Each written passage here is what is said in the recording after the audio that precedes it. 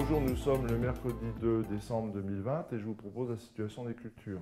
Alors pour les céréales, en fait, les premières parcelles semées en octobre sont en plein talage alors que les derniers semis sont en cours et se terminent.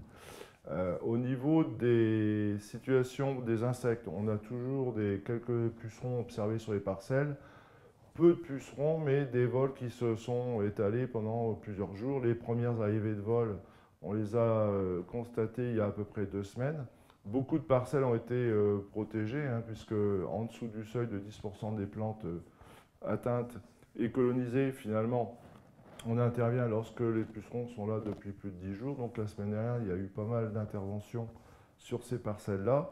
Mais soyez encore vigilants, puisque si on annonce des redoux, on peut avoir de nouvelles colonisations, même sur des parcelles qui ont déjà été protégées.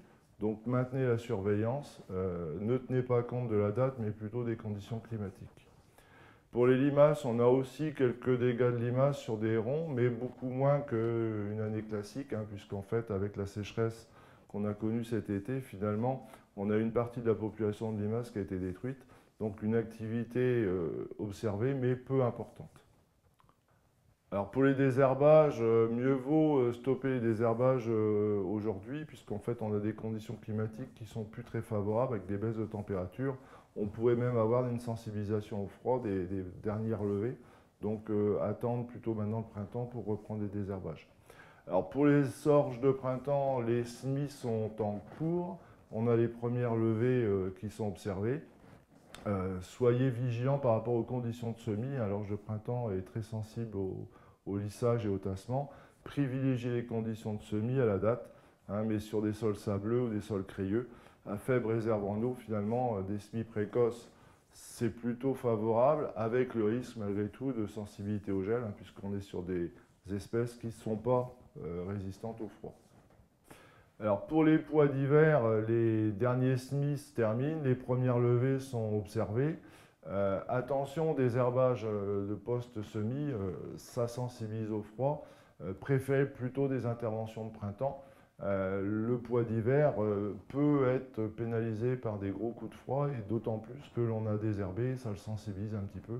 Donc évitez les désherbages de post-semis pour les pois d'hiver. Pour les colzas, aujourd'hui, on a plutôt des beaux colzas dans les parcelles qui ont été semées au mois d'août ou tout début septembre. La majorité des parcelles aujourd'hui a dépassé le stade 9 feuilles. On a encore quelques parcelles qui sont à 5-6 feuilles, qui finalement ont du mal à prendre des nouvelles feuilles, qui ont du mal à se développer.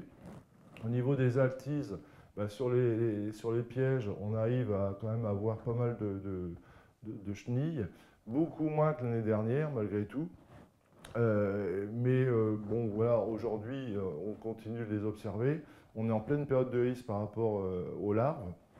Les gros colzas sont peu sensibilisés par ces larves, puisqu'on considère qu'il faut au moins 5 larves par plante pour justifier d'une intervention.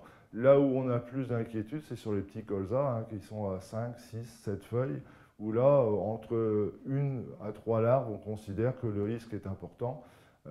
Pour vraiment les petits colzas, une larve par plante suffit quand même pour le pénaliser.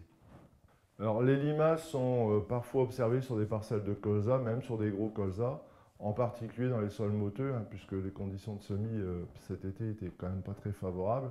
Aujourd'hui, on considère qu'il n'y a pas un risque important, même si on peut avoir des défoliations assez importantes. Une intervention à cette époque-ci sur les limaces ne sont pas très intéressantes et pas très rentables. Alors par contre, les conditions climatiques ralentissent la croissance du colza et c'est la bonne période pour réaliser les pesées de colza pour estimer l'azote qui a déjà été absorbé pendant l'automne et l'été. Donc il y a plusieurs méthodes pour faire ces estimations. La première méthode est la méthode la plus simple, la méthode manuelle, c'est-à-dire que vous prélevez 1 mètre carré de colza, vous coupez le colza donc juste au niveau du collet, vous pesez ce colza et le poids que vous allez obtenir, vous le multipliez par 70 et ça vous donne la quantité d'azote qui a été absorbée par la culture. Vous faites plusieurs prélèvements sur la parcelle, ça vous donne une idée assez globale de la quantité d'azote qui a été absorbée. Cette opération-là, vous la renouvellerez au printemps, à la sortie de l'hiver, pour vous permettre de calculer la dose d'azote total qu'il faudra apporter pendant la reprise de végétation. Ensuite, il y a une autre technique qui est plutôt aérienne, donc soit par avion, soit par drone ou satellite.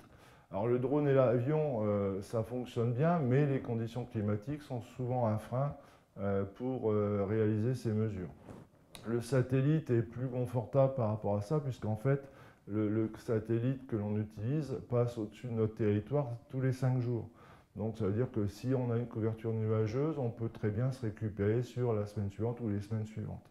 Donc on a une plus grande simplicité de mesure et en tout cas une plus grande souplesse par rapport à ces mesures. Et en fait, ces mesures de biomasse vont nous permettre d'obtenir aussi donc la quantité d'azote absorbée avant l'hiver, et on refera exactement la même manip à la sortie d'hiver pour pouvoir calculer la dose totale à apporter à la reprise de végétation. Voilà, je vous souhaite une bonne semaine, à la semaine prochaine.